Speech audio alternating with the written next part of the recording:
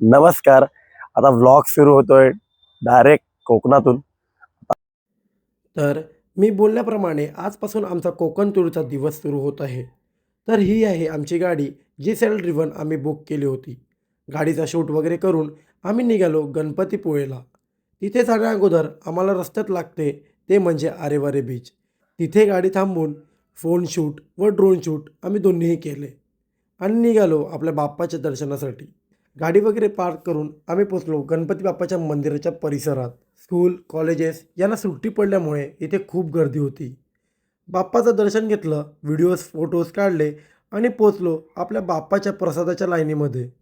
बाप्पाच्या प्रसादाला आज खिचडी होती. प्रसाद संपवून आम्ही निघालो जयगडच्या जय विनायक या मंदिराकडे. हे मंदिर जास्त लोकांना माहीत नसल्यामुळे इथे गर्दी कमी असते. फोटोज, व्हिडिओग्राफी इकडे सगळं काही अलाव आहे.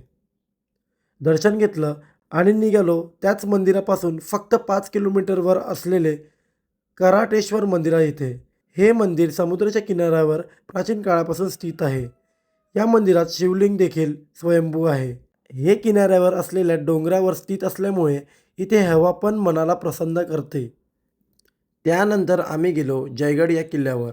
हा एक सागरी किल्ला असून आपल्या राजांच्या काळात या किल्ल्याच्या बालेकिल्ल्याचे काम झाले होते. हा किल्ला नाईकांनी विजापूरच्या आदिलशहाकडून 1580च्या सुमारास जिंकून घेतला होता.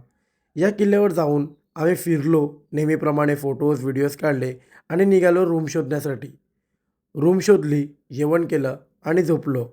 हा होता आमचा आजचा प्रवास. बाय.